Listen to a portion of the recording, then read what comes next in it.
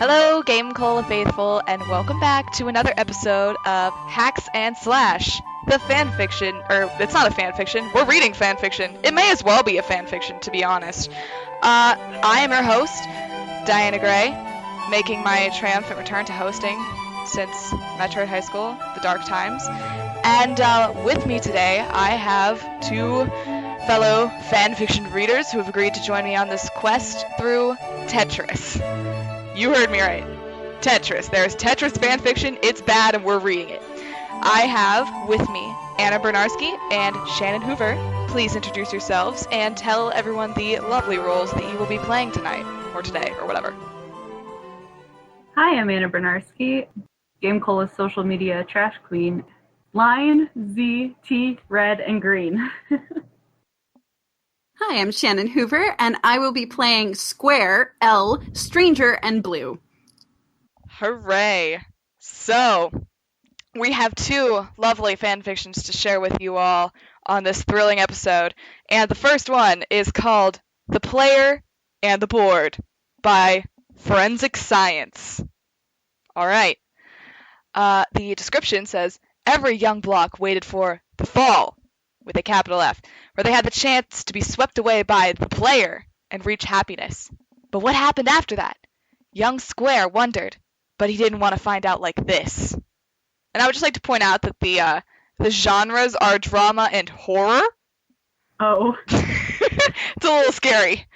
So, with that, let's just jump in. It was well known among the Tetrinos that when their time came to take the fall, they would have to put their faith in the player and hope that they would reach the wonderful oblivion in one piece. Or four, but anything was better than being the lonely last piece, waiting alone for the player's guidance. Even remaining on the board for all eternity was better than the waiting. So many stayed there, forever locked in place. At least they had each other, Square reasoned. The player was about to release him, and he closed his mind to the fear that was edging at the back of his thoughts. No one had ever come back from this place, never returned to above the floor, except for the occasional dead one. They were quickly put back to rest, though, and Square had not seen one in his short life. He knew only that if a dead one showed its face, the rest were doomed. The falling would stop, and then they would wait in darkness, hoping for another beautiful opportunity. Square saw the end coming up to meet him, and he hoped harder than he had ever hoped that the player was wise and would deem him worthy. Behind him, Line shook silently. He was practically royalty, but despite his perfect linear shape, he was possibly more terrified than Square. It'll be okay. Square said cheerily. You have nothing to worry about. We've been waiting for this our whole lives, right? Yeah, Line replied, looking abashed. I guess you're right. You're always so solid, Square. Why aren't you as nervous as I am? Looking at that fall figure, Square sighed, wondering why he had not been taken yet.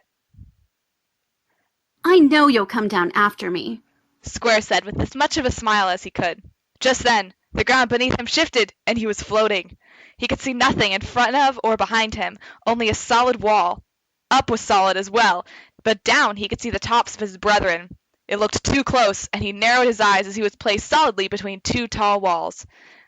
Bad strategy, he noted, looking around. He sent his awareness through the now connected mass, seeing that there were empty spaces where no one had managed to enter. Was this reaching the end of this version of the player? It couldn't be, could it? He didn't want to be banished to the board. He wanted to reach oblivion peacefully. Line arrived screaming down on top of him, joining the meshwork of tired and solid blocks. No one else spoke, obviously with nothing to say. Breathing hard, Line searched around, looking in the four directions and crying in relief when he saw his friend. There's a T-spin opportunity down here, Square noted, hoping that this was what the player was planning. Don't guess the player's actions! A stranger from across the mass told them. It's bad luck! It's logical, Square replied.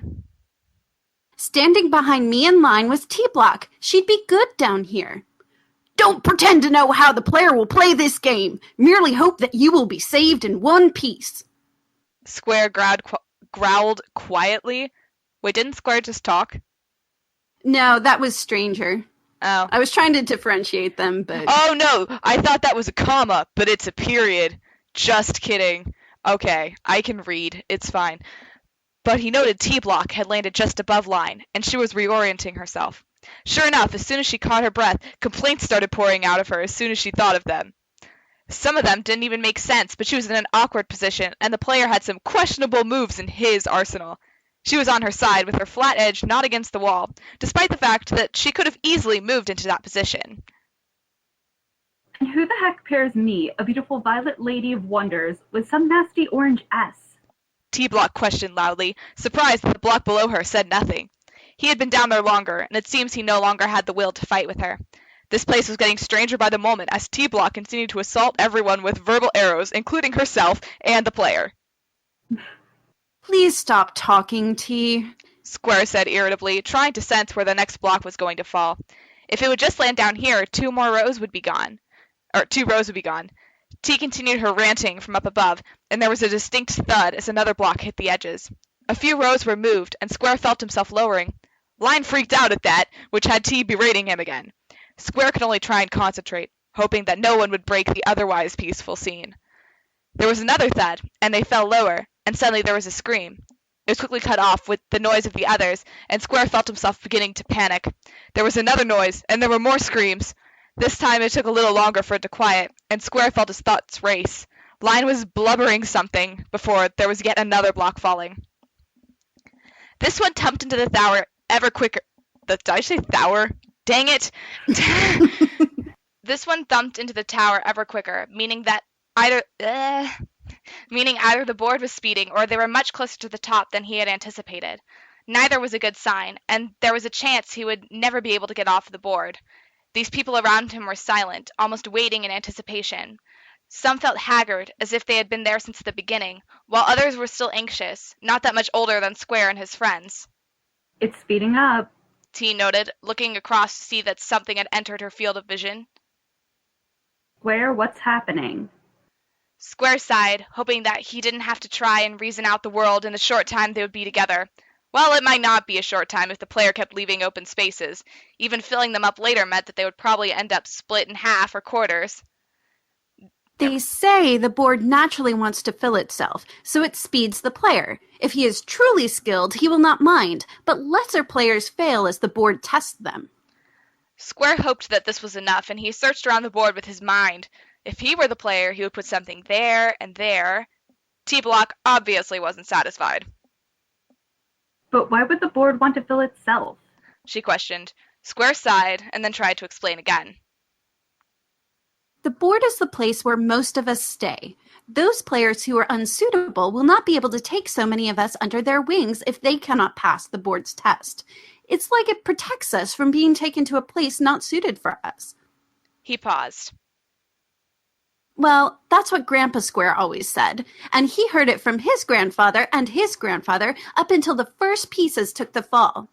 Square tried not to let himself get dreamy at this point. Could you imagine being the first one to fall, not knowing where you were going, but knowing that someone was taking care of you? It sounds so exciting. Yeah. T-Block growled, not sharing his enthusiasm. I just want to know when this one is going to take us over. I don't want to keep waiting here. You'll just have to wait with the rest of us. Line said in a wavering voice. Square is smart. I'm sure he'll figure out whether we'll all get passed over. Of course we will. Square told him quickly. I mean, it was a long time before we got to fall, right? That means the player took a lot of us already. A few more won't be a problem. As if to prove his point, another line cleared above them, just above T-Block. She gasped, but then recovered quickly, pretending that nothing had startled her. They retreated to a few more plunks of blocks, and T-Block shut up during that time, leaving Square to think deeply about where the next moves would probably be. Line was still shaking, but now he had been boxed in with the last few moves. That means he would end up waiting down below his friends. There were empty edges on either side of him, so he was sure he would end up being stuck for a while. Luckily, that gave him time to think about how the player was doing things, to try and guess the strategy behind everything. If he could just sit back and think about it long enough. Square? Line said hesitantly as there was another line cleared. Oddly, there was no noise on this one, and that almost made it worse, as everyone seemed to be holding their breath. Yeah? Square asked, a little annoyed at the interruption. If he could see the blocks as they fell from the other place, then he felt like he could try and put himself in the player's position more effectively, or efficiently. I can't read still. But there were only 4 directions for the Tetrinos. There always had been, and there always would be. But that was beside the point, and Line had started shaking worse at the annoyance in his voice. Square softened his tone and tried again. What is it, Line? I'm scared. Line said this in a Oh, a near whisper. It was close. It was like he was admitting his darkest secret, and Square tried not to sound rude when he replied. After all, it was probably normal to be apprehensive about joining the Beyond. No one knew what happened, after all. They just knew the stories and expected that it would happen. Square had thought the same things, but he had never been scared. He had just been curious about what could happen. Before he could say something to reassure his friend, there was another line clear. The player was getting back into stride, and there were more screams, quickly suppressed by the ones around them. Line whimpered at the sounds, and then Square had to try and deal with that as well. Take a couple of deep breaths. Square told the shaking noble. I'm right here. Everything will be fine. This is what we've been waiting for. This is what we were raised to do. right. You're right. I know that. Line took a shuddery breath. No, I'm overreacting. People scream in surprise all the time. T-Block was there. She didn't see anything bad. Right, T-Block? Nah, of course not. She replied immediately. Besides, nothing scares me. I'm way too old to still be scared about what happens after a line clear. Don't even think about that or you'll scare him. Square scolded harshly. Line, just calm down. We don't know why anyone screamed. It might have just been Tetrinos being separated. They're going to the same place, okay? He saw that Line was still shivering. Line, listen to me. Everything is fine. Yeah. Line calmed until a few moments later when T-Block screamed at the top of her lungs, right after another line clear from above them. The noise almost blocked out her voice, but T-Block had always been a loud one, and it wasn't as if she could barrel her way through the undertones, or couldn't barrel her way through the undertones. Oh, heck. She moaned. It hurts. It hurts so much. Whatever had happened, with the next line clear, her noise silenced itself. Line tried to see above, but he could not, since he was penned in. Square was even worse in terms of vantage points, and he tried to find out where she'd been. It was gone now, but he hadn't been quick enough to check on her through the links between the lines. T-Block? Square called, the first tremors beginning to start in his core. T-Block! He couldn't find her, but that didn't mean anything. Sometimes, he was told, when Tetrinos were only taken halfway there, strange things came out of their mouths. Sometimes they just got quiet. There were more clears as he waited, but now that the lines were all changed, he had no idea where she could have been. There was no answer, only the thud of another block. Line gasped for breath as he started to call out her name, screaming for her. He was shushed by the people next to him, but Square could only try and calm him as the fear started nipping at his words. Had this been happening? Was she gone? What had happened to her? Why had she screamed? She wasn't connected to anyone that he knew of, but it was possible. But she hadn't been talking to anyone except them, and she was saying it hurt. What had hurt? What was going on? Square tried to gather his thoughts, but Line was nearly crying, and another ominous block fell. Line, He said sharply, not meaning to make the boy suddenly start crying. Line shuddered in his place, holding back his breath and forcing himself to be quiet as Square tried to comfort him. I'm sorry. Line said shakily. I'm just really scared, Square. We're going to be at the same place, right? And if I end up going first, you'll follow me, right? of course. Square lied easily. When you go, I'll be right here, and then you can greet me when I come over, too. This player is a good one, so we'll all meet up. There were more thuds, all in a row. A couple of lines cleared, and then Line cried out, sobbing in sudden agony. Square! He sniffled. Oh man, Square, it hurts. No one said it would hurt. Shh. Square said softly, his mind racing. So, his top block must have been taken over to the other side. You'll be okay. Just keep breathing. It'll be fine. For a moment, Square wished that he could see the damage, but then Line cried out again as the next line cleared. Now he was sobbing quietly, trying to do as Square told him and hide the noise, but Square saw that it was hopeless. You're okay. Square said softly. Just breathe. I know it hurts. You're okay. He kept repeating it, wishing desperately that he could save his friend the pain of being disassembled piece by piece. He could only hope that Line would gain some relief soon. Just 2 more lines. Then he would be a piece. Unfortunately, the next few lines proved to be not near Line, so he was stuck sniffling and whimpering. Square kept murmuring reassuring things to him, but it might be a while before there was relief in sight. It sounded like the blocks above them were causing a bit of ruckus as well, but he knew none of them and so kept helping Line. You know, Square, I always thought you were so much braver than me. Line stammered out, still trying to stop crying. Hush, Line. You're being so brave right now. Much braver than I am. That's just because you're here. You're my best friend, Square. I don't know what I'd do without you. And even though it hurts, I know you're right here, and you'll be there when I'm gone, and that's so great, Square. A line cleared, taking that third block from Line's frame. Now his whole body was pressed up against Square's edge, making him stifle a catch in his throat as Line held back his cry. But you'll be waiting for me, Line, and so I can afford to be so brave. Square said slowly, trying to keep his voice level. You've been my best friend forever, and even if something happens, you will always be the most special person to me, okay? Line was going to say something, but suddenly he was gone. The line cleared, and Square bit back his anguish, so he wasn't going to hear an answer. Well, he could wait until he was cleared. Then he would tell Line exactly what he meant, and he would get an answer, even if he had to wait out another board to do it. The expected line cleared on his top half, and the searing pain made him hiss. It was worse than he had imagined, like someone had taken a hot knife and sliced him right in half. Nothing had ever caused him this much pain, not even when he had loosened one of his blocks during a nasty fall growing up. But he refused to cry out, waiting for the next line to clear him. Something thudded next to him, filling in that blank space.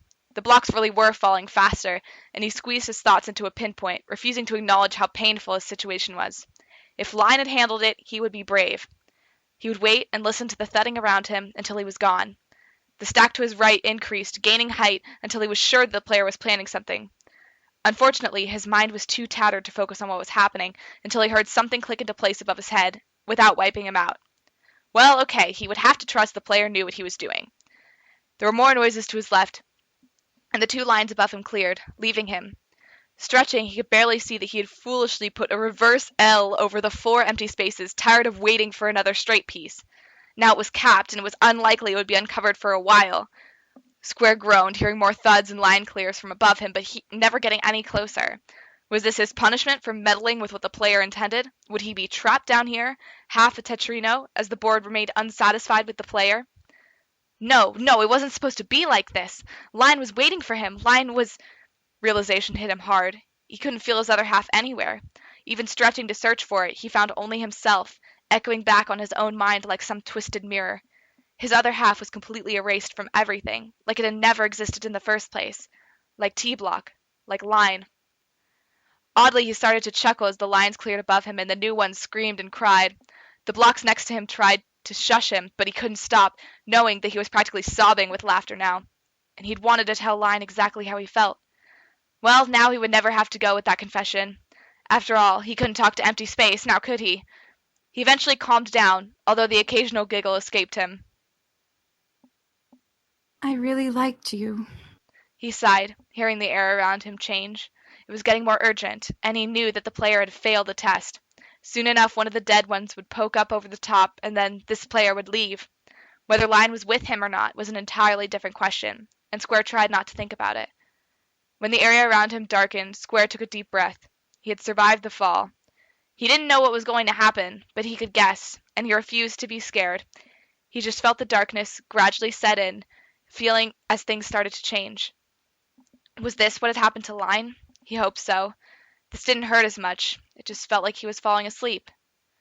When the board cleared, Square was gone. In his place, there was an empty bit of space.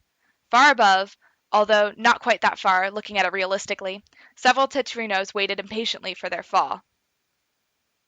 Why do you get to go first? Blue questioned rudely, knocking against Red and pouting. He was an L piece after all. He was special, far more important than some square. Grandpa Square says that it's just how it goes. Red replied, obviously enjoying the idea of being best. So shush, and I'll let you stay next to me. Here goes. Timid Green told them from behind. Get ready for the fall.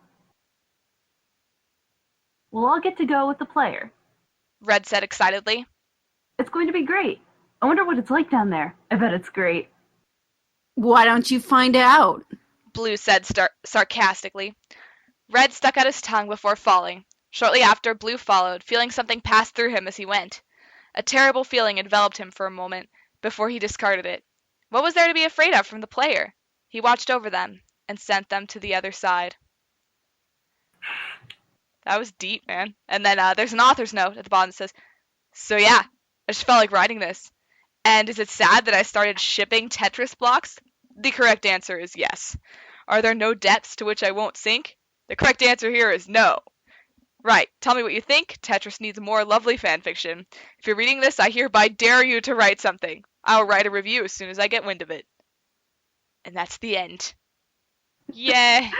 Oh boy. Yay. That was depressing. It was actually really well written, though, all things considered. Yeah, it's not really bad fan fiction. It's just dark, unusual fan fiction. And much deeper than Tetris had any right to be. Yeah. I'm like actually legitimately invested in this now. I know, right? Like, I want to know what happened. Like, does he ever get to confess his true love? It's very important. We need a sequel where they both go together. This was written in 2011. I don't think we're getting a sequel. Darn. That's lame.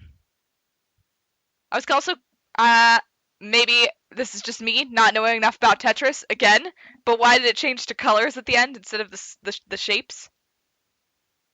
I think just to differentiate the voices. That would make sense. I was just like, oh, there's colors now. Like, we're talking colors, not just shapes. It's cool. And maybe to talk about the difference between the original Game Boy when it came out, where there weren't colors, and the Game Boy Color, like maybe the next generation. Oh, that's deep. That might be too meta. Although with something like this, too meta. Not too meta. Too meta. That's super meta. I'm sad now. Well, we have the Unicorn Chaser, the other one. We do. We do have one more for us tonight. It's called Tetris Blocks Falling by Yoshizilla Redisaurus. And the gripping description says, "What do blocks think? Who knows?" Wait a minute. How do we end a bland fanfic like this? A Tetris Square asked. Let me see that script. An L piece asked while looking at a piece of paper. Uh-huh. All right. Well, what does it say? A Z block said. It says... Oh, sorry. It says, just wait for something to happen. The L block responded. The blocks of Tetris all then fell on top of each other, with none of them being able to move as a result. Well, that's anticlimactic. A straight line piece sighed in response. The end. 20 out of 10. 20 out of 10. Best Tetris fanfiction. That one. It was short. It was to the point. And all their dialogue was written correctly. Yeah, that's about all you can say about that, I think. There's not really a whole lot to critique there. So yeah, that's all the Tetris fanfiction we have. I'm sure there's more gems, but we just wanted to pick these two to show you the dazzling array of Tetris fanfiction that you can find if you delve deeper into this, which you should. If you start shipping any blocks because of this, let us know. And with that, I think that's about it. So thank you for listening to Hacks and Slash. If you liked what you heard, you can check out Hacks and Slash on our actual internet website, on iTunes, or on YouTube. So check us out there where we read more bad fanfiction. And we will see you next month in Hacks and Slash. Bye! Bye! Bye.